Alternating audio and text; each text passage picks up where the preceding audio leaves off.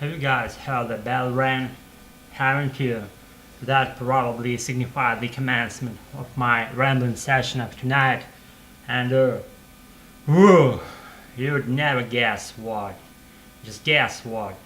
Today I was at the nicest get-together, and what that was about jazz band music and stuff related to that. You know what I'm saying? And the guy who pitched the theme was originally from United States from of America, and he was his hometown is something something, but the bigger picture idea that he's from Nebraska, and he reported that, and I was kind of like not amazed but slightly stunned because I've never heard people spoken like that accent of English American version of English language that he spoke at the get together, and he kind of spoke and pretty just comprehensible version of English, but still he made kind of my native sounds derived from my native language to be Russian one, and he kind of sounded like slightly like Russian, having learned that accent of United States of America, but he was fluent and impeccable in his English. And again, the guy who pitched the theme was from Nebraska. I've never met someone or anyone, I should say, from Nebraska previously for my whole life, and thanks for this nicest get-together of tonight, and we were all gathered there, all the peeps who follow English, and guy kind of like what he did. He was like completely like nimble about explanatory stuff related to just nimble-minded, I should say, as for his explanation connected to just jazz band theme as a whole, and he explained actually a lot of stuff, and I don't know, maybe he even explained those pristine things that are connected to music, especially when it goes to jazz kind of music, and like I've never heard. Little do I know about jazz is that it exists is all, and that's it. That's all I know about jazz. That I hasn't known so far, but I'm knowing more. Thanks to that guy who pitched the theme at our local venue, regular venue, I should say, and I was the most probably the oldest guy in that get together, and the place was crowded with teenagers and the mentors, and also like some unknown peeps who were very curious about English, and especially when it goes to my wanting to know about some more about English. That's when I kind of appear my nicest face to those nicest meetings, and I kind of like I'm getting to know more about English, especially in context of some other things being taught at the place. You know what I'm saying? And let's just discuss the thing that I've been recently our nicest get together tonight, and the guy was just impeccable and very pristine about his explanations as for jazz theme, and he was nimble-minded, and he just completely just clear about what he wanted to say, and the stuff as it goes to jazz music seems like what, like, see, we have those rhymes, not rhymes but beats, kinds of beats that reside excuse me, in jazz music trend, and those ones are completely different from other styles of music, wherever those music styles happen to be, and the jazz music has kind of like its own pace, and where things going in there, and it differs from any other music styles that I've ever heard throughout my whole life track. And the guy was explaining the and teaching this stuff related to jazz, and he's playing those games with the paces and the beats within jazz music, and he also reported that jazz has so-called call and response theme, which actually is when someone stands on the stage, for example, jazz musician, and he calls for the audience to be hearing his voice and responding to his voice.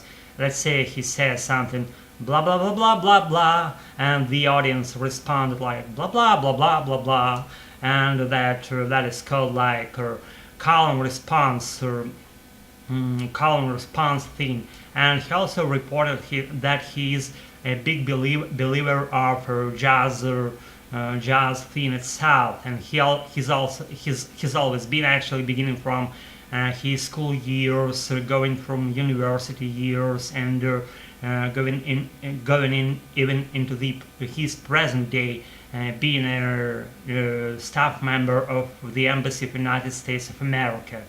And he lives in the capital of our country, and he's now in our city, and he is about to familiarize wide array of audiences with his theme called jazz theme. And what else?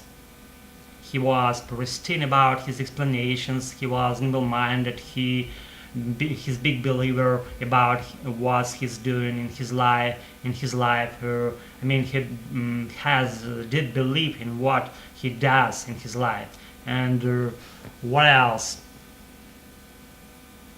I guess it's not it about what I wanted to say about her. I'm kind of like musing for a little bit what a picture to be the second thing of tonight. And actually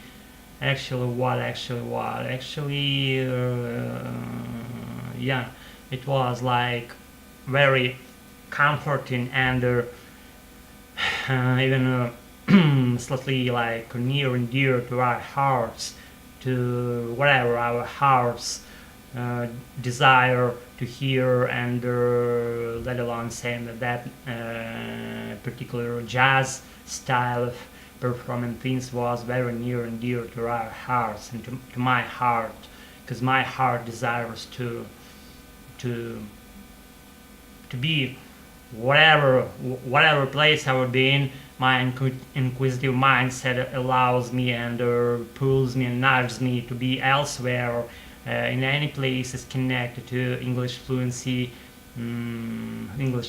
things. And let's say today's meeting I was complete silence because I didn't want to just get a word out there, because I didn't want to interfere the whole thing and not to be the smartest one, and not just to play hooky by saying nothing, but not to interfere, and not to pretend to be like I'm know-it-all. I'm not know-it-all at all. And what I wanted to be immersed in, I was immersed in the purest flow and the most fluent flow of English speech that I've never been immersed into previously, especially when it goes to Nebraska, kind of my native accent, as I reported you in this video. It's like the slow segue into the another part of my video when I want to say more things connected to English fluency as a whole thing. And as I reported you only by just nudging yourself step by step into that stuff and allowing you to be in the flow of that nicest language called English, we will be familiarizing you with your uncommon large pieces of English as they appear to me. The more I do my English, the more I clarify the whole picture for me.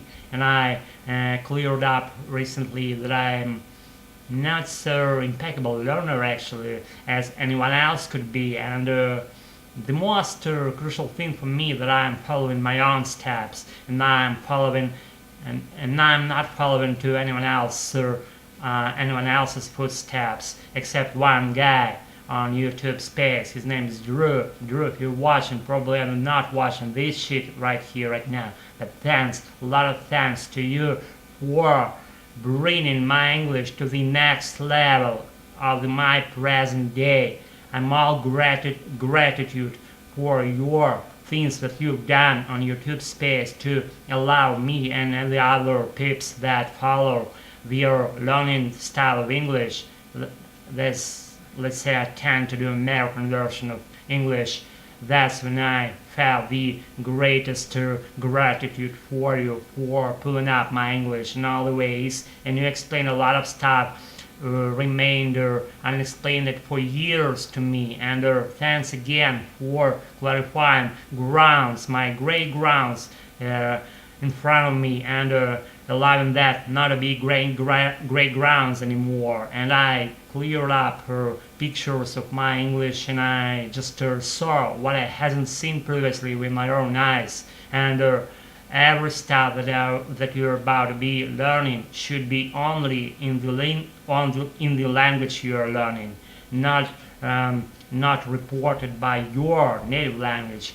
And that way you'll be following the natural way of learning as natives do, and you'll be learned.